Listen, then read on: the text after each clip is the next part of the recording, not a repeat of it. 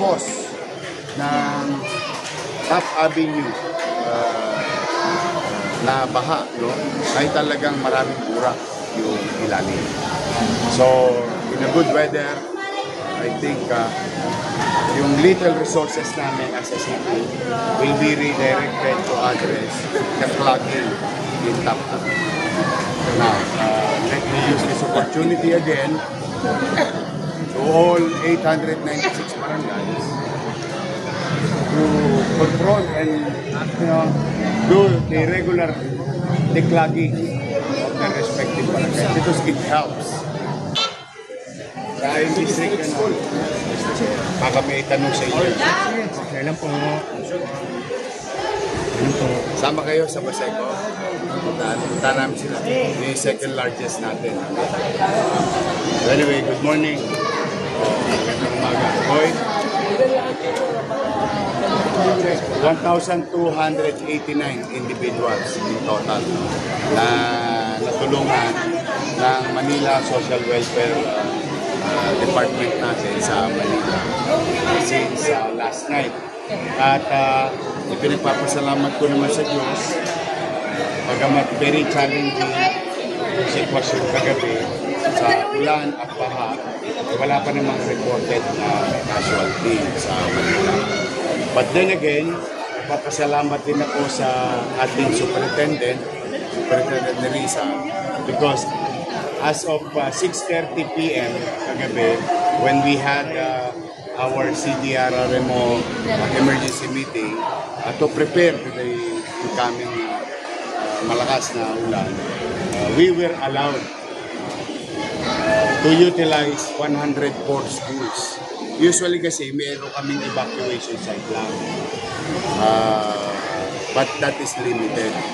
But the data nakita natin through Pag-asa and our NDRRMO internal meteorologists, talagang malaki yung buhos ng tubig. And we've been monitoring Marikina River. At that time, 6:30, 7 o'clock, nasa level 2. So those water will end up here in Manila. So with that, we inform our barangay officials in the entire city to use our schools para immediate lang, katulad itong mga nakikita ninyo, mga taga rito lang sila. So we don't have to transfer them somewhere else. So pag ihupa na ang lahat ng baha, balik na sila sa kanya-kanya. Naganda ng hot meal ang ating direktor at sa punang aming mga kawani sa MDSW, at meron pa silang food box later na makukuha nila sa syudad. And we are hoping tumigil na ito, but we're still monitoring the weather. Now, sa aming 6 na hospital, we put it in high alert last night at 7 p.m. I ordered the directors na lahat ng posibleng doktor, nurses, or available staff ng hospital should be there in the area, because through the leadership of Dr. Padilla, our Manila Health Department Director, nag-issue siya ng what you call the leptospirosis lane, fast lane, para to address possible clients o mga pasyente sa Manila. Now, pagdating naman sa baha, we are grateful to other agencies. Kita namin, I think by 9 p.m. last night, marami na kami nakita na isang cause ng Top Avenue na baha, no, ay talagang maraming burak yung ilalim.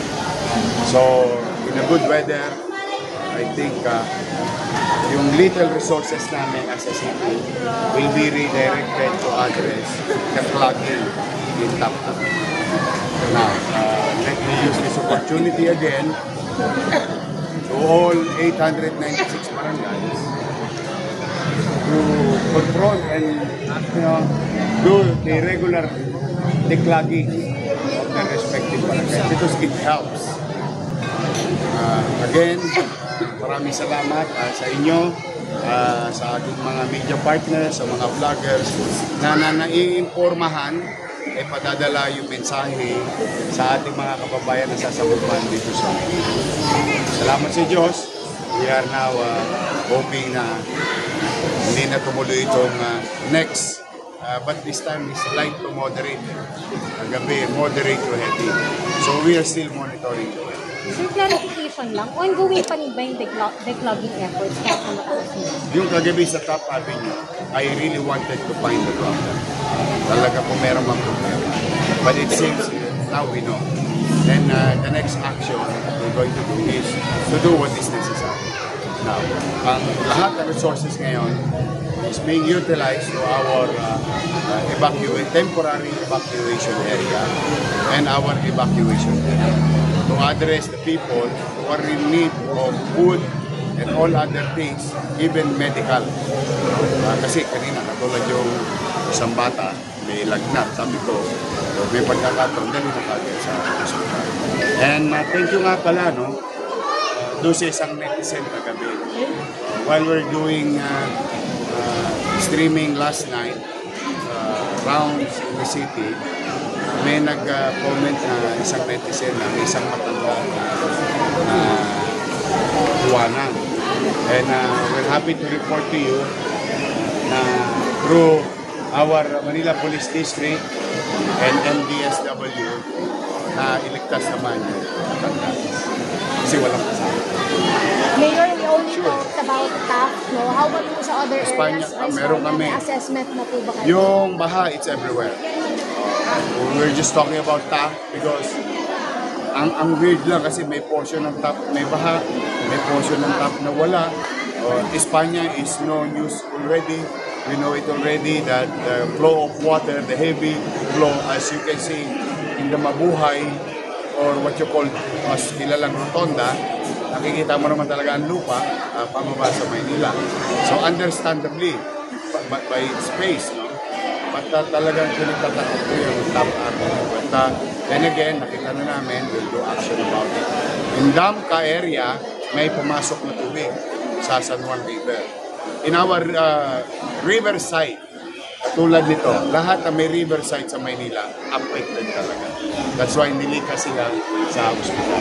In the bayside, which I'm about to go after this, which is Paseco, meron din ilang pamilya, 154 or 150 more or less.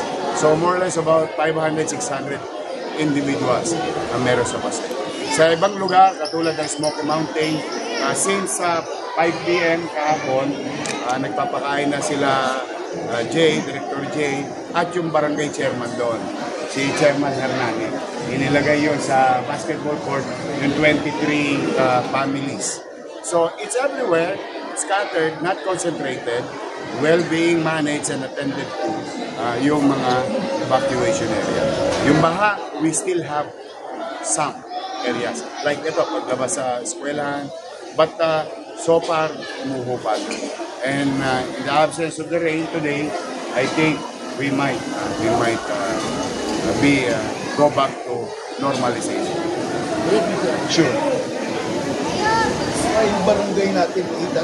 Ito po yung problema. Ang nangyayari sa declogging budget, ano mo na, magbintang, yung ribo lang. This time, nakita natin yung problema. Pwede bang warning na sinasoy niyo yung... Marami naman ito ko in the past. Itong panahon ko, nakita ko naman na seryoso yung mga barangay yung Ano po? so far. And it has to continue. Ano po? The least thing that we can do is to be consistent with our effort. And as you all know, we cannot just do it on our own. We need help. And the best resources that we have is, ano man, laki ng Maynila, siya din laki ng aming mga barangay. At sa dami, in terms of numbers. We have 896 times 11. That's about 10,000 plus individuals who may help the city's effort to keep the people safe and we still have additional 20,000 tunnels in the city. So, malaki. Kung talagang tama kapat, kung magigipagtulungan, malaking bagay. Katulad ito, barangay effort to. Because the city and your SDO, ating Superintendent ni Risa, allow the use of school facility. So, because of the barangay effort, nailikas sila. Nailagay sila sa dry area. And after this, we'll clean it up. So that the incoming students, pag may soak pa na, medyo maliwala sila. Okay? Thank you. See you. Punta lang akong pasit.